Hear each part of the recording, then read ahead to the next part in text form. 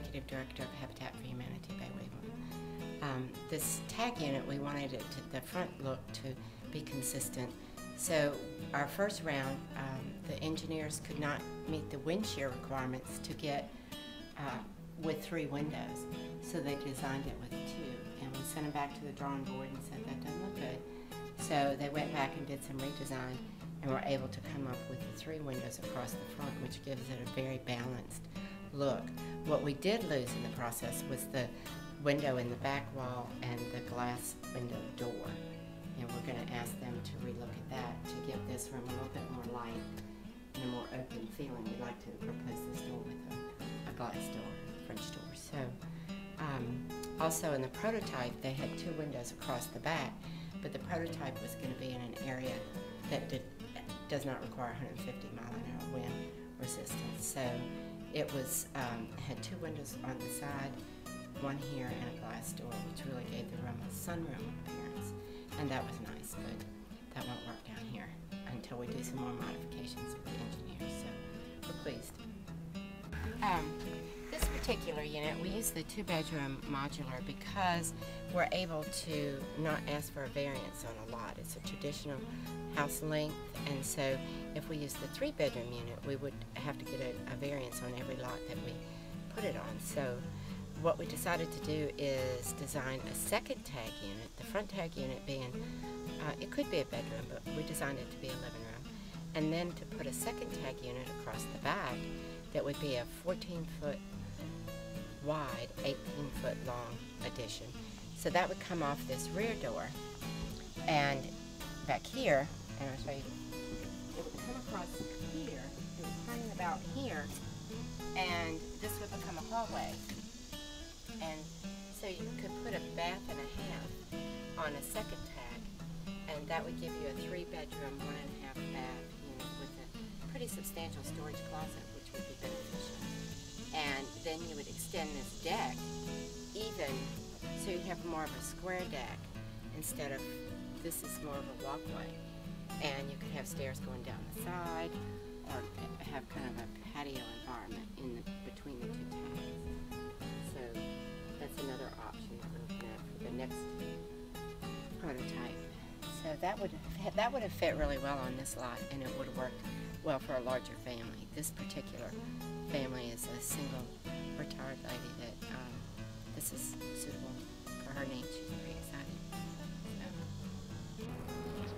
What you're looking at is a cottage and a tag unit. They've been hooked together, the roof has been tied in, the marriage wall's up, the tag is on the right, the cottage is on the left. You can see that the cottage is still green. Tag came unpainted, so we could repaint the whole house and have a consistent look.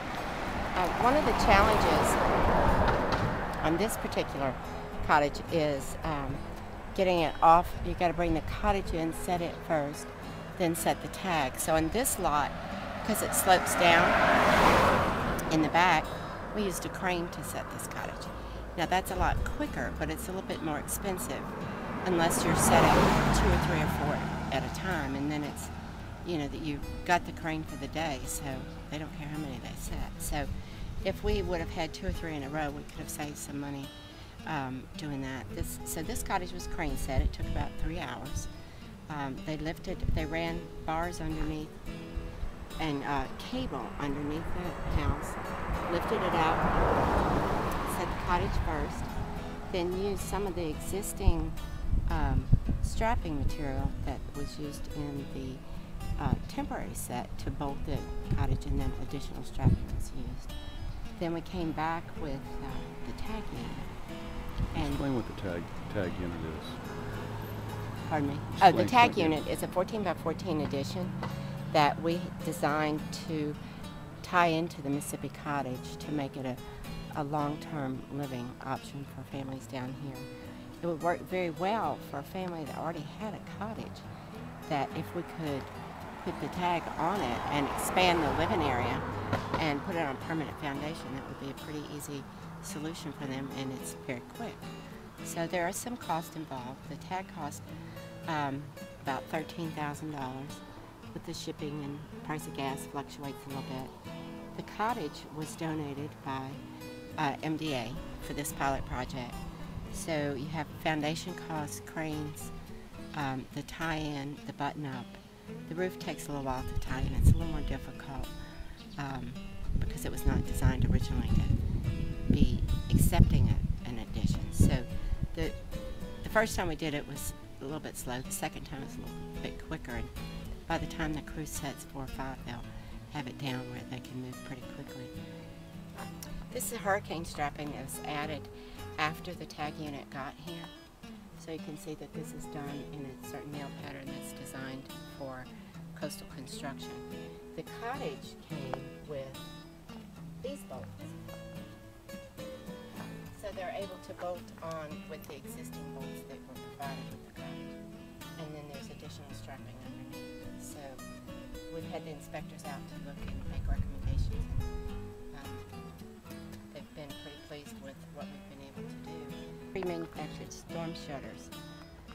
So they've been pre-built by the manufacturer for every window. And so we've got them stored under the cottage at this point. But that makes it, once the deck is built back here, it'll make it easy for the homeowner to board up their windows, and they're already custom made right here for them. So that's a nice advantage too.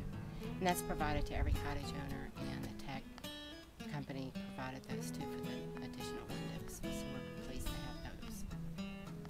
Alright, right here is another example of why you would want to study the underneath part of a cottage before you build a foundation, because this plumbing comes out at a certain point, and had this plumbing been where the support beam was, we would have had to stop the crane set at that point and recalculate. So a lot of engineering went into the placement of the piers before you set this down, because you wouldn't want this to actually have been in the way of your pier or your piling. So it's important to figure that out. You also need about 2.5 feet clearance, you can see. So it would be difficult to put on a slab foundation at this point.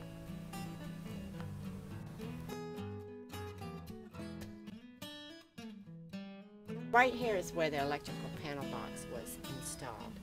But we had to take that down.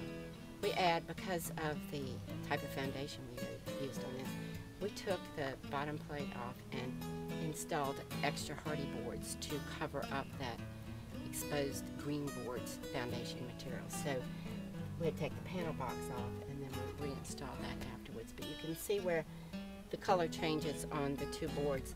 This is additional hardy board that we used after. Otherwise it would have looked like it was sitting perched on top of the foundation. So this is an additional expense that we chose to incur to make the house look